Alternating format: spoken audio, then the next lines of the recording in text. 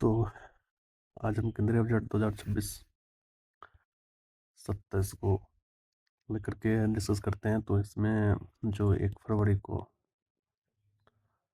हमारी ताई निर्मला ताई ने जो बजट प्रस्तुत किया, तो उसको लेकर के जो इम्पोर्टेंट चीज़ें हैं उसको देखते हैं। तो इसका 2026-27 का जो है विकसित भारत का संकल्प और रोड मैप देखते हैं, क्या इम्पोर्टेंट है इसका इसका मुख्य विश्लेषण देखते हैं। और ये टॉपिक जो पॉइंट जो है ये परीक्षा के लिए बहुत इंपॉर्टेंट है, तो इसको ध्यान में रखिएगा। ये आगे बढ़ते हैं। सबसे पहले बजट को एक नज़र में देखते हैं, जिसमें कुल व्यय जो टोटल एक्सपेंडिचर रखा गया है वो 53.47 करोड़, जो टोटल जीडीपी का लगभग 14% के आसपास है। राजकोषीय घाटा जो है जीडीपी का 4.3% है। अब हम इसमें ध्यान देने वाली बात यह है कि हमारी जीडीपी जो है उसका 14 पॉइंट के आसपास जो है वो टोटल हमारा एक्सपेंडिचर है, और उस एक्सपेंडिचर में से 4.3% हम जो क्या कर रहे हैं वो उधार ही ले रहे हैं। तो ये बहुत ही कंसर्न होना चाहिए गवर्नमेंट को, लेकिन गवर्नमेंट इसे बहुत ही तुरमुड़ की और प्राउड के साथ पेश करती है कि हमारी पिछली वर्ष जो थी 4.4 था, उसको हमने इस बार 4.3 पे रखा है। चलो कोई नहीं। अब आगे देख रहे हैं, जो हमारी रियल जीडीपी ग्रोथ है वो 7.4% जो है ये 2026 के लिए मतलब बताया गया है कि जो अभी चल रहा है जो वित्तीय वर्ष। अब पूंजीगत व्यय जो कैपिटल एक्सपेंडिचर है वो मेन 12.22 लाख रखा गया है। कैपिटल एक्सपेंडिचर है ये पिछले साल की तुलना में बढ़ा है, जो 2014 में 2.2 लाख करोड़ के आसपास था, उससे बढ़ा करके 12.2 लाख करोड़ हुआ है। ये बहुत ही बढ़िया बात है और इसमें और ज़्यादा वृद्धि होनी चाहिए, क्योंकि इसी से हमारी पूंजीगत व्यय करने से ही जो रेवेन्यू आता है वो बाद में इसी से फ्यूचर में आएंगे। अब हम ग्रॉस टैक्स रेवेन्यू देख रहे हैं, जो सकल कर राजस्व 44.04 लाख, ये जीडीपी का लगभग 11.2% के आसपास है। तो देख रहे हो जीडीपी इतने जो रेवेन्यू प्राप्त होंगे सरकार को 44.4 लाख करोड़, ये 11% है। और 53.47 लाख करोड़ जो खर्च कर रहे हैं वो 14%, 14 पॉइंट समथिंग। अब एक चार्ट डायग्राम से देखते हैं कि रुपया कहाँ से आता है और कहाँ को जाता है। तो इस बार जो प्रपोज किया गया उधार और देयता जो मतलब 24% जो है ये उधारी से ही मतलब लिया जाएगा।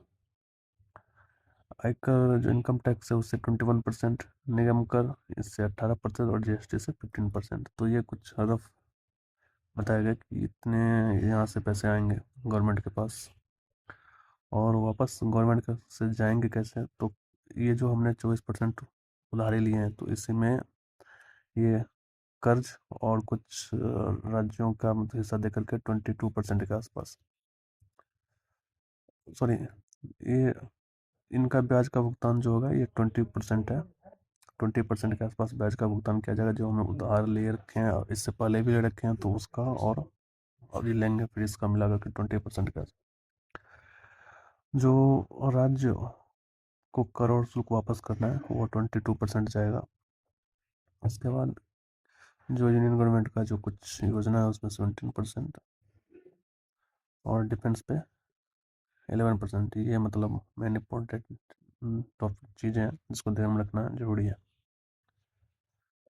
अब बात कर रहे हैं वृक्षारोपण की।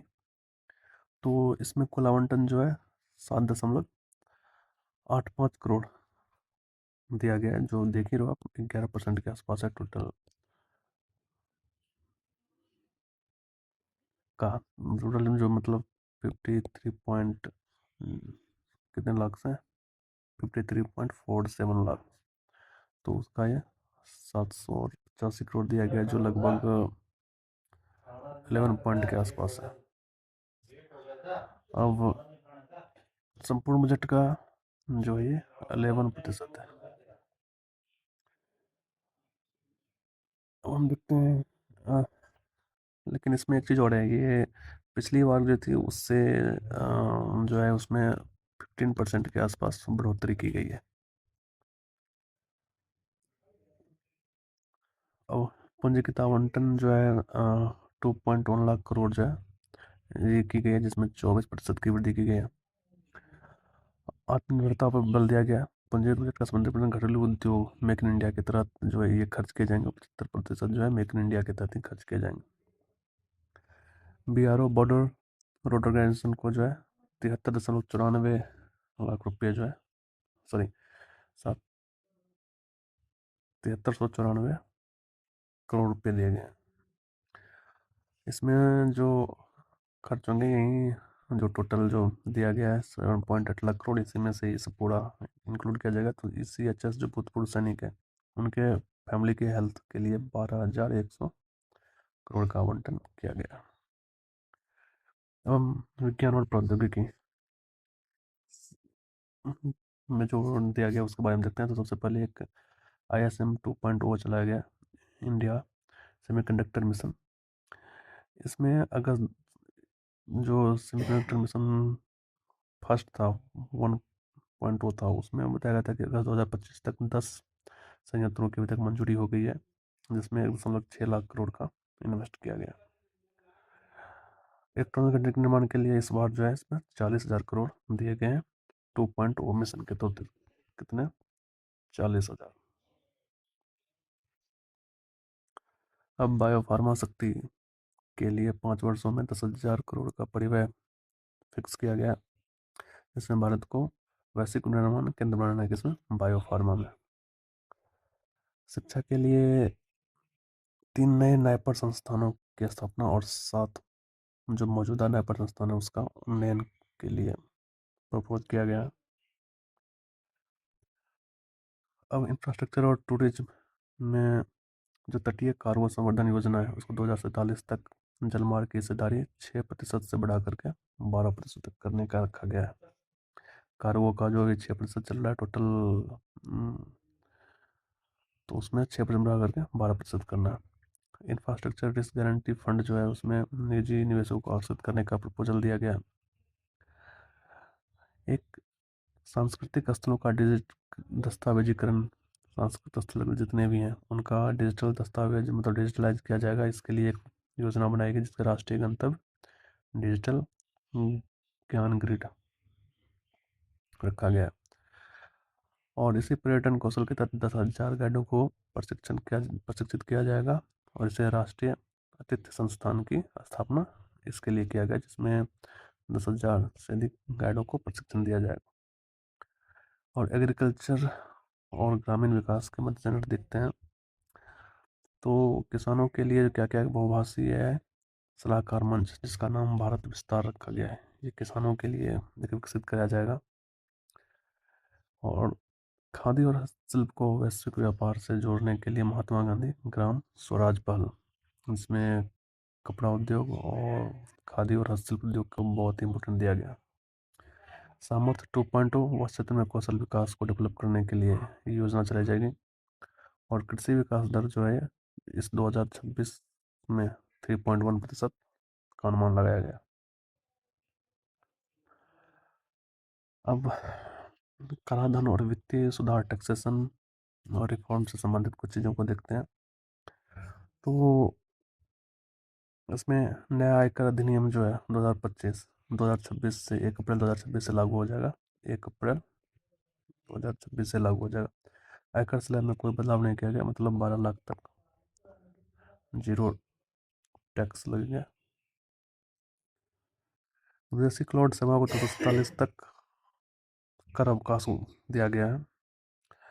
STT जो फ्यूचर्स एंड ऑप्शन होते हैं उसमें फ्यूचर्स पर 0.5% और ऑप्शन पर 0.15% कर दिया गया। सॉरी, फ्यूचर्स एंड ऑप्शन पे 0.5% कर दिया, जो पहले 0.15% से बढ़ा करके 0.05% कर दिया गया। अब TCS कटौती जो है विदेशी टूर शिक्षा पर घटा करके 2% कर दिया गया। ये एस जो है फ्यूचर्स पर 0.05% और ऑप्शन पर 0.15% किया गया है, ये बढ़ा दिया गया है। तो ये हमारा फर्स्ट पार्ट था। इसमें फर्स्ट पार्ट में हमने जो इम्पोर्टेंट एग्जाम रिलेटेड थे उस चीज़ को हमने देखा है, पढ़ा है। अब हम सेकंड पार्ट में जो है इससे रिलेटेड 20 क्वेश्चंस लेकर के आएंगे, तो वो आपको हम दूसरे पार्ट में इसके बारे में बताऊंगा। तो फिलहाल इसी को थोड़ा सा रिविजन करें और अच्छे से हम देखते रहें कि आपके लिए इसमें से क्या इंपॉर्टेंट होता है और क्या एग्जाम में आ सकते हैं, क्योंकि ये बहुत ही हॉट टॉपिक है और इस साल पूरे साल इससे रिलेटेड क्वेश्चन एग्जाम में अब आने वाले जितने भी परीक्षाएं हैं उसमें से रिलेटेड नए जो अपडेटेड बजट से 26-27 की है उससे क्वेश्चन आएंगे। तो इसको बहुत ज़रूरी से ध्यान देखिएगा। धन्यवाद।